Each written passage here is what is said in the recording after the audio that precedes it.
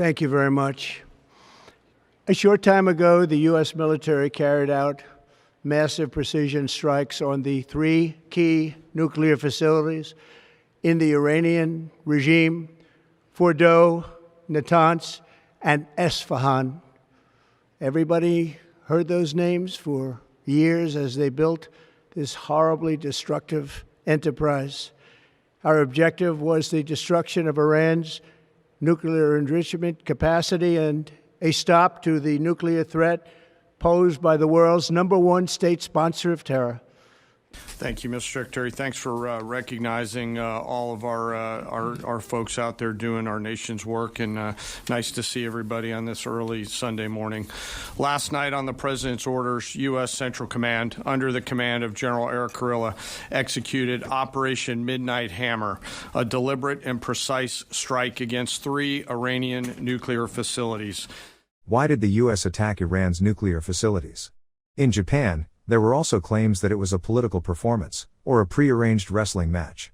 I had something I wanted to share immediately, but I would like to take this opportunity to share the facts leading up to the attack with you all. Following the Russian government member meeting, on June 4, 2025, which you saw last time, President Putin and President Trump held a telephone conversation.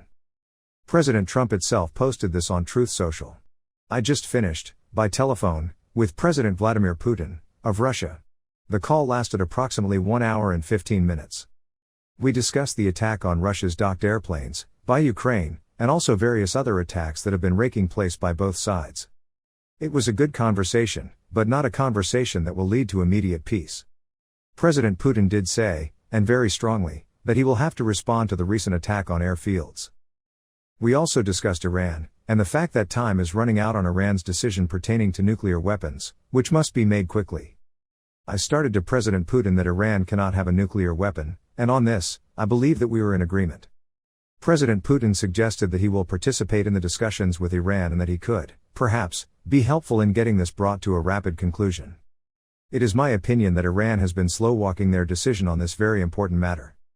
And we need a definitive answer in a very short period time. On the Russian side, a comment was issued by Yuri Ushakov, presidential aide, from the presidential administration. This channel has an article on the support page introducing the contents of the telephone conversation. If you are interested, please click on the link in the summary section. Here, I would like to share the audio recording of the comments made by presidential aide Yuri Ushakov, which were published by the Azerbaijani media. Где-то час назад совершился 4-й телефонный разговор нашего президента с президентом США Трампом. Если интересно, то этот разговор на этот раз продолжался где-то 1 час 10 минут. С чего наш разговор? Естественно, с обсуждения ситуации вокруг Украины. Владимир Путин подробно рассказал об итогах 2-го раунда прямых российско-украинских переговоров в Стамбуле. Эти переговоры, как было подчеркнуто, Украина пыталась сорвать, осуществив по прямому указанию киевского режима целенаправленные атаки по чисто гражданским целям, по мирному населению. Это международным правом однозначно классифицируется как терроризм, и, по нашему мнению, киевский режим, по сути, вывелся в террористическую организацию. Российская сторона не поддалась провокации, и 2-й раунд, как известно, состоялся в Стамбуле. Еще раз подчеркну, что наш президент подробно остановился на содержании переговоров, на его итогах, и подчеркнул, что в целом эти переговоры были полезными.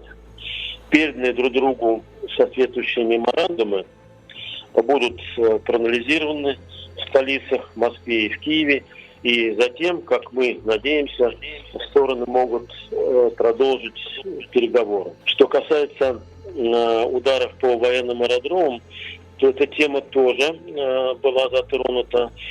Причем Дональд Трамп вновь подтвердил, что американцы не были об этом заранее проинформированы. Ну, естественно, лидеры условились продолжить и далее контакты по украинскому сюжету, в том числе и на высшем уровне, а также на других уровнях и по другим каналам. Но помимо этого, помимо Украины, был обсужден целый ряд международных вопросов, я бы сказал, с акцентом на несколько застопорившуюся ситуацию на переговорах между США и Ираном по иранской ядерной программе.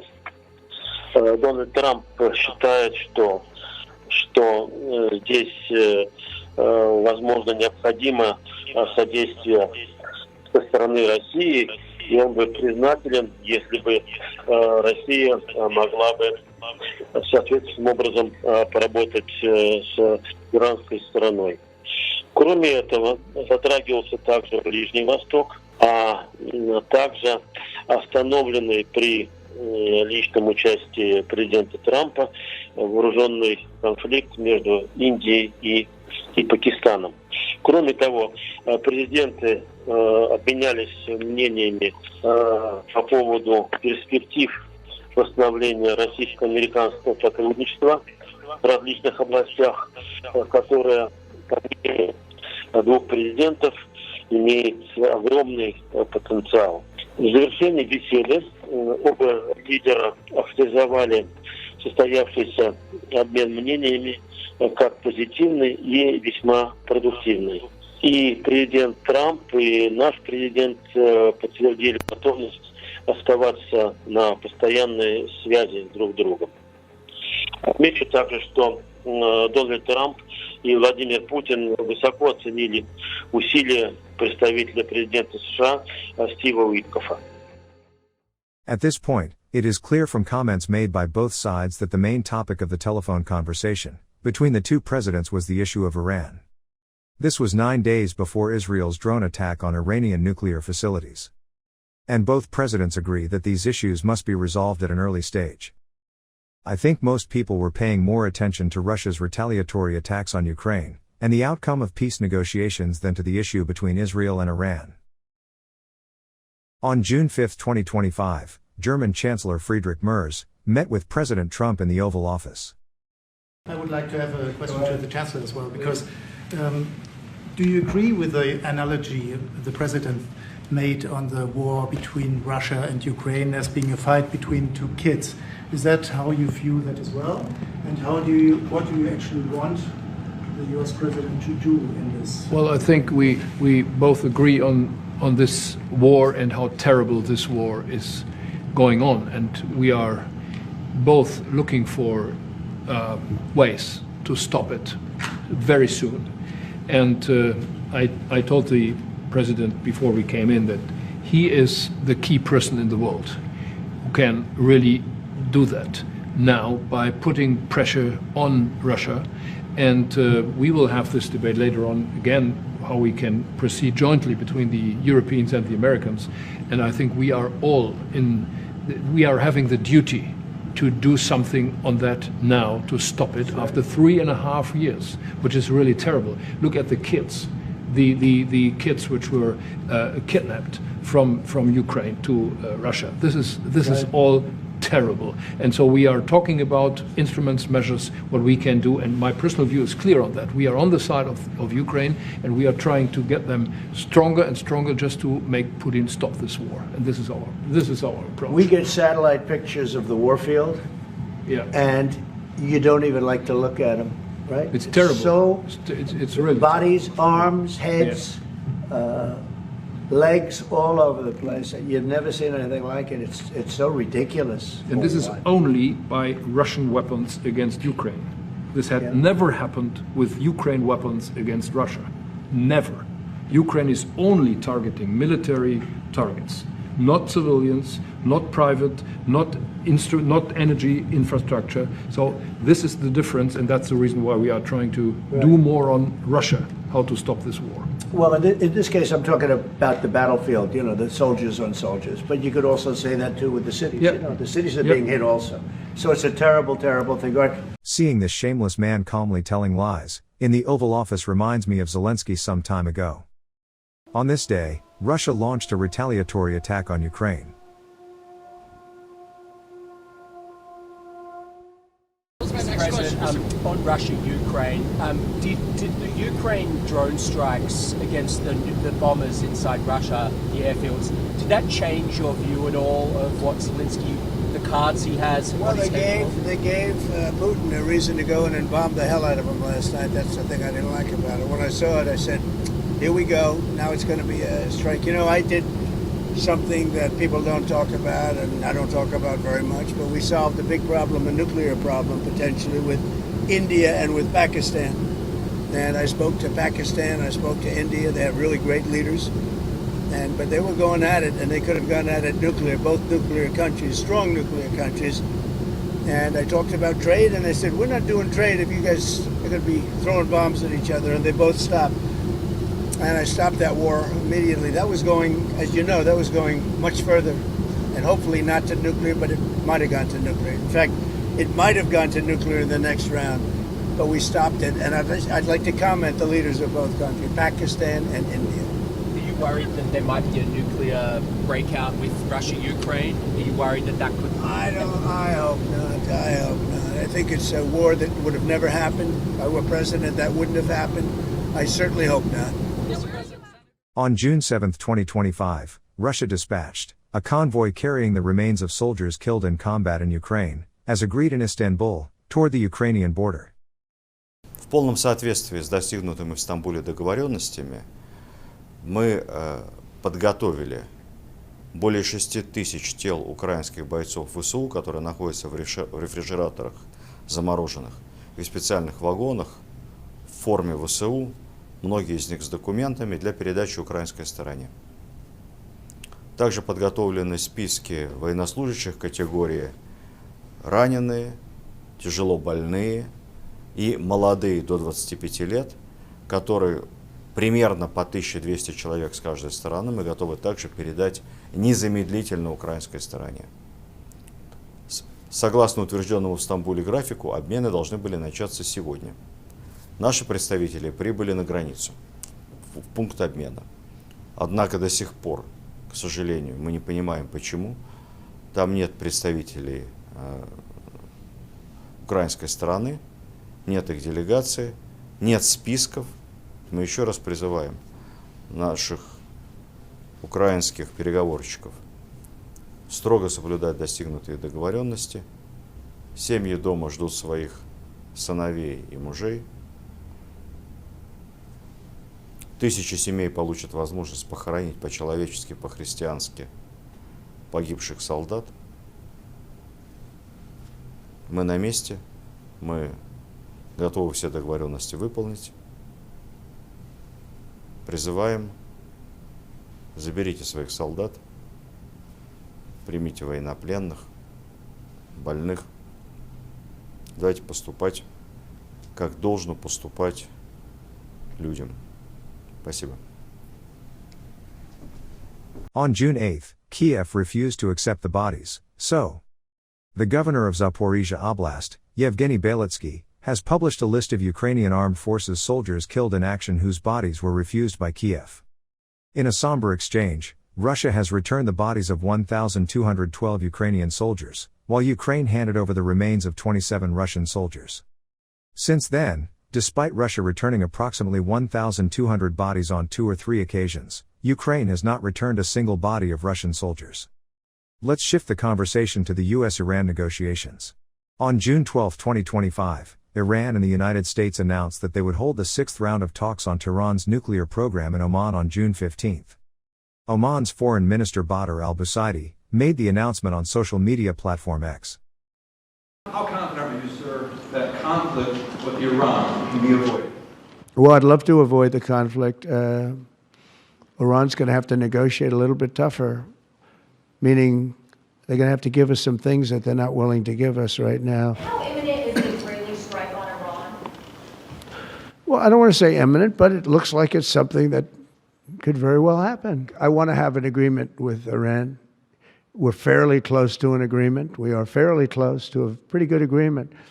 It's got to be better than pretty good, though, but it's got to be, I'd much prefer an agreement.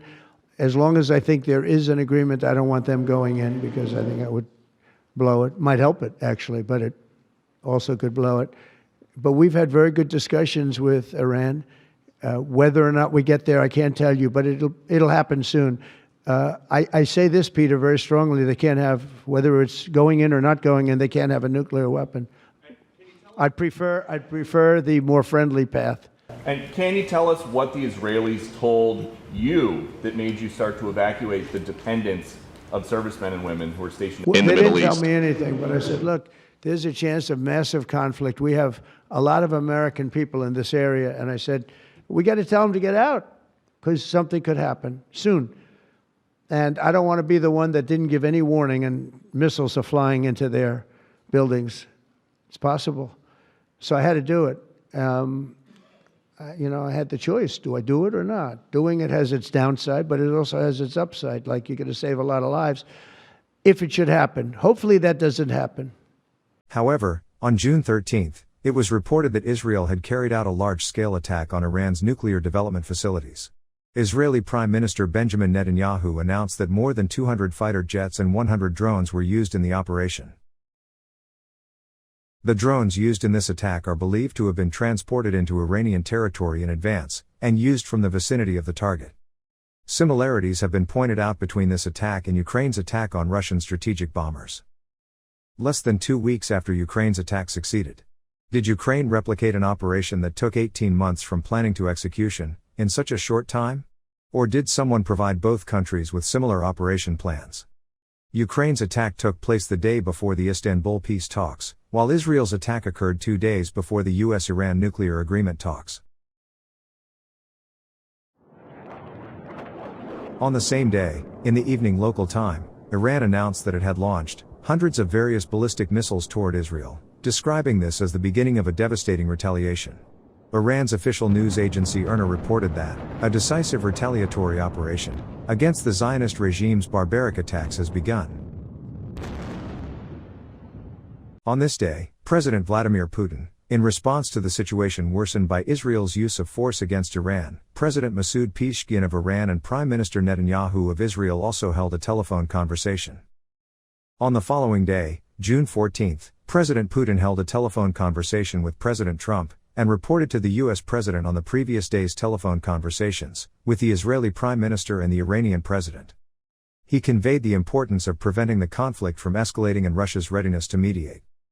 The contents of this meeting have also been posted as an article on the channel's support page. If you are interested, please click on the link in the summary section.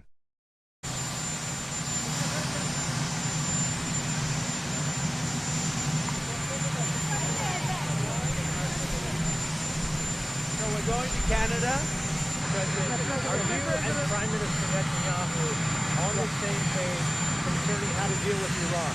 Well, we get along very well, and I will tell you that I think I have great respect for each other. Can you give us Go ahead, what? Mr. President, can you give us a sense of what you're doing to try to de-escalate the situation between Iran and Israel? Well, I hope there's going to be a deal. I think it's time for a deal, and we'll see what happens, but sometimes they have to fight it out, but we're going to see what happens. I think there's a good chance there'll be a deal.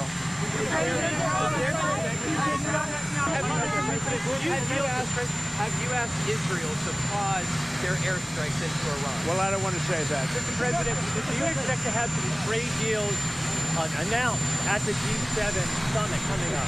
Look, we have our trade deals. All we have to do is send a letter. This is what you're going to have to pay. But I think we'll have a few new trade deals, yeah. Will the U.S. continue to support the defense of Israel? Will the U.S. continue to support Israel in its defense? We do, yeah. Thank you very much, everybody. At the G7 summit held over 2 days from June 16th, after agreeing to a joint statement calling for de-escalation in the Middle East, President Trump returned home a day early, citing the rapid deterioration of the situation between Israel and Iran. The scheduled meeting with Volodymyr Zelensky of Ukraine has been cancelled. In addition, meetings with Australian Prime Minister Anthony Albanese and Mexican President Claudia Sheinbaum have also been cancelled. During the G7 summit, President Trump's statement that it was a big mistake to exclude Russia from the G8 became a hot topic. President Trump clearly explained his reasons for doing so. As you mentioned Putin, do you think that he should have a seat at the G7 today, that it should be the G8? I'm not saying he should at this point, because too much water's gone over the dam, maybe. But it was a big mistake. Obama didn't want him, and the head of your country, the proud head of your country, didn't want him. This was a big mistake. You wouldn't have that war. You know, you have your enemy at the table. Even I don't even consider him. He wasn't really an enemy at that time. There was no concept. If I were president, this war would have never happened.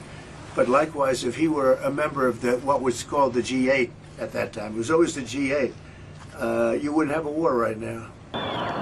Amid the escalating conflict between Israel and Iran, a pivotal moment inside the White House as President Trump weighs how far to go to help Israel end Iran's nuclear program. Iran cannot have a nuclear weapon. The president spent Tuesday in the Situation Room with his national security team, calling for Iran's unconditional surrender while considering a range of options, including a possible U.S. strike on Iran, according to administration officials. One of Iran's most critical nuclear enrichment sites is buried deep under a mountain, and destroying it would likely require an American warplane with a massive bunker-busting bomb. Many lawmakers in both parties calling for congressional approval before any military action. We should have some say-so about it. If it flew the B-52s, we'd be risking yet another war in the Middle East.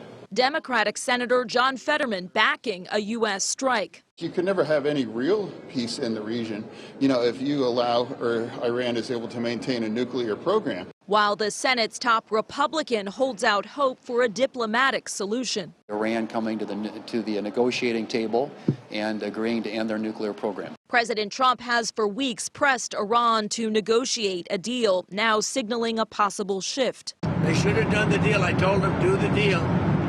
So I don't know, I'm not too much in a mood to negotiate. The U.S. has sent more military assets to the Middle East, and U.S. bases are at their highest alert level, prepared for any possibility of an Iranian strike. Two U.S. officials say Iran is prepared to strike U.S. bases in the Middle East if they choose to, though there are no indications anything is imminent. President Trump has said any targeting of U.S. troops would be met with a forceful response. On June 18th, President Trump revealed to reporters in the White House garden that he had spoken with President Putin the previous day about Iran and Israel. No, they're great people. They're smart people. And those people are getting the hell beat out of them now. And it's really a shame. It's so stupid. It's so stupid. It's another one. Russia, Ukraine is so stupid. Would have never happened if I was president. You guys agree with that? Would have never happened if I was president. Putin would have never done it. And I spoke to him yesterday, and I said, he actually offered to help mediate. I said, do me a favor.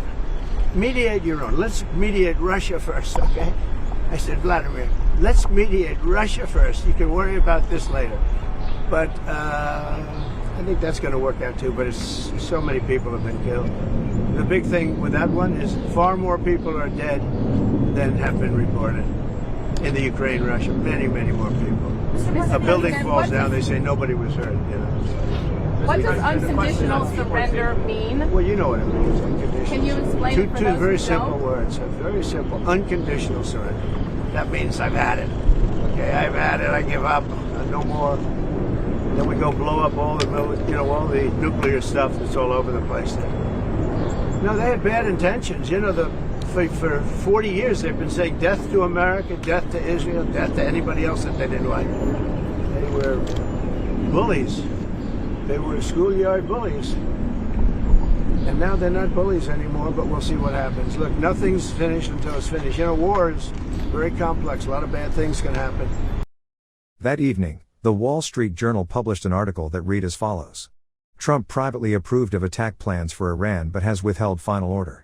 The president is hoping that threatening to join Israel's strikes will lead Tehran to abandon its nuclear program. On June 19, President Trump denied reports that he had approved a plan to attack Iran. He posted the following on Truth Social.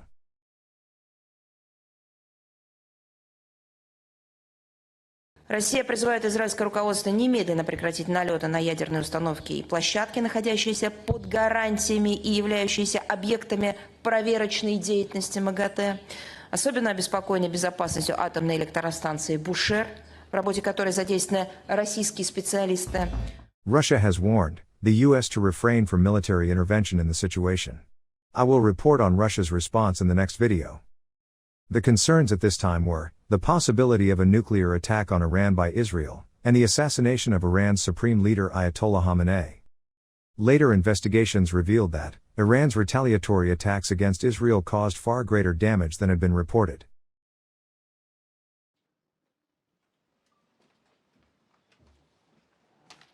Good afternoon, everyone. I have a message directly from the President, and I quote, "Based on the fact that there's a substantial chance of negotiations that may or may not take place with Iran in the near future, I will make my decision whether or not to go within the next 2 weeks." That's a quote directly from the President for all of you today.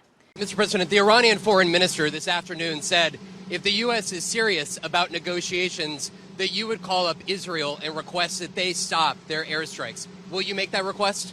Well, I think it's very hard to make that request right now. If somebody's winning, it's a little bit harder to do than if somebody's losing. But we're ready, willing, and able, and we've been speaking to Iran, and we'll see what happens. We'll see what happens. What was the thought process behind 2 weeks? Just a time to see whether or not people come to their senses. That's all it is. Did the Europeans help at all in talking with the Iranians? No, they didn't help. No. Iran doesn't want to speak to Europe. They want to speak to us.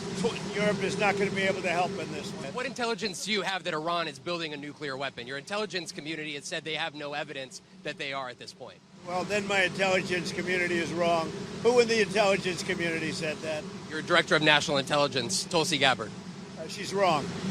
Do you support Iran being able to have civilian nuclear energy capabilities up to 3.76%? You know, they're sitting on the top of one of the largest piles of oil in the world. I just don't know why they need that for civilian work. You know, it's one thing for certain countries to say, hey, I want to have a certain amount where I can go nuclear a little bit because we need it for electricity, we need it for air conditioners, etc. But when you're sitting on one of the largest oil piles anywhere in the world, it's a little bit hard to see why you need that. The day after President Trump said he would wait to see if people would calm down, the U.S. attacked Iran's nuclear facilities.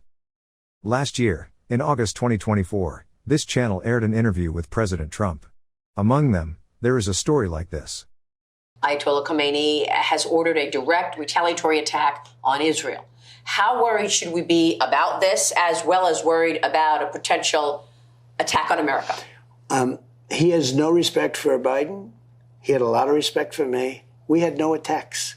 We had nothing. We never had an attack. The only little attack was on a fort. And they called me to say, we are going to be shooting some missiles at a fort. Please tell everyone to stay in place. We will not hit the fort. You remember that. They shot 18 missiles. 6 of them disassembled in air. 12 of them landed exactly as they said, outside the fort. And nobody was injured in the true sense of the word, okay? Are you worried about this retaliatory order against Israel? Yeah, I'm worried about the people we have in office are grossly incompetent. I'm worried about World War III before I get there. What about... And we will not have World War III if I'm there. And there World are threats War on you right now, right? I mean, we just heard more details about Iran reportedly plotting to assassinate you. So I put out a word that if they do that, you have to blow them off the face of the earth, because you can't do that. You have to blow them right off the face of the earth. And I said that. I put it out on Truth 2 days ago. I said, because there was a report to that effect, and it could very well be true. And I said, if that happens, you have to blow that country off the face of the earth, because that'll be a whole new world order.